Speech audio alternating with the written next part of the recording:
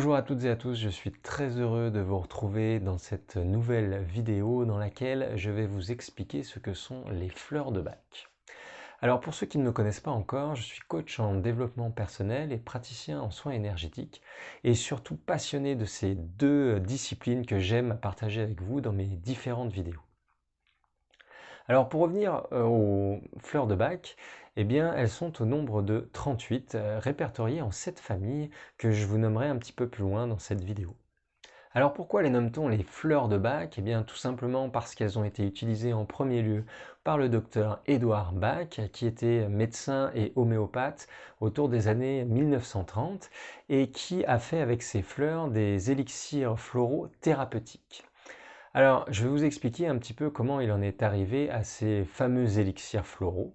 Tout a commencé un matin alors que le docteur Bach marchait dans un champ encore recouvert de la rosée du matin et lui est venu à l'idée que cette rosée devait renfermer les propriétés curatives de la plante et que la chaleur du soleil contribuait à les extraire et à les concentrer dans chaque gouttelette.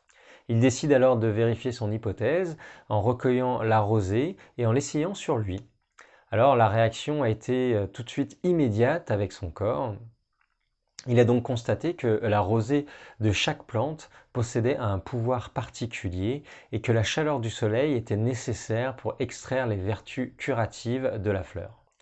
Alors, bien sûr, recueillir suffisamment de rosée était bien trop fastidieux. Il a donc décidé de prendre délicatement quelques fleurs, de les déposer dans un bol qu'il avait rempli d'eau et de laisser ce bol dans le pré pendant plusieurs heures en plein soleil.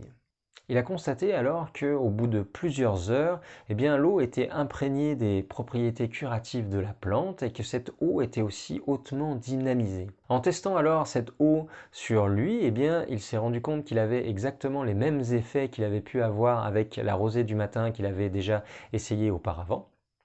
C'est donc avec cette alchimie de l'eau, du soleil, de la terre et du vent que le docteur Bach a produit ces élixirs floraux guérisseurs d'une très grande puissance. Le docteur Bach classera alors ces 38 élixirs floraux en 7 familles émotionnelles de fleurs. Nous avons donc les états émotionnels de peur, les états émotionnels d'incertitude, les états émotionnels de manque d'intérêt pour le présent, les états émotionnels d'hypersensibilité aux influences et aux idées d'autrui, les états émotionnels de découragement et de désespoir, et enfin le dernier, les états émotionnels de soucis excessifs pour le bien-être d'autrui.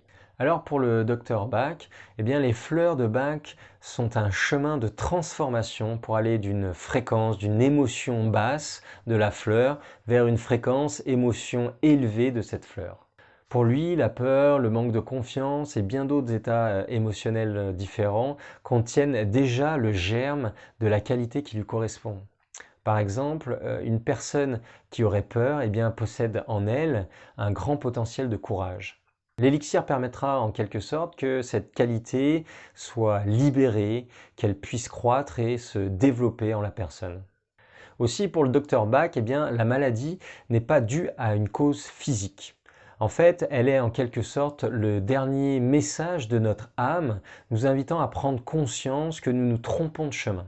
De même, la santé n'est pas qu'une absence de symptômes, mais un état global de l'être, en équilibre dans sa vie, avec un équilibre physique, émotionnel et spirituel.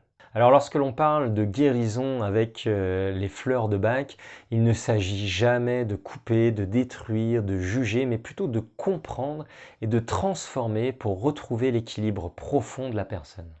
Alors pour compléter cette vidéo, je vous ferai très prochainement une série de petites vidéos où je vous donnerai les vertus de chacune des 38 fleurs de Bach. Alors maintenant, si cette vidéo vous a plu, faites-le savoir, likez, partagez-la. Abonnez-vous à ma chaîne, vous pouvez cliquer sur la petite icône ici en bas à droite qui s'affiche sur votre écran. Vous pouvez me retrouver sur mon site internet et sur ma page Facebook dont les liens sont inscrits dans le descriptif de cette vidéo. Je vous dis donc à très bientôt dans une prochaine vidéo ou peut-être dans une séance dans mon cabinet. En attendant, je vous aime très fort et prenez soin de vous.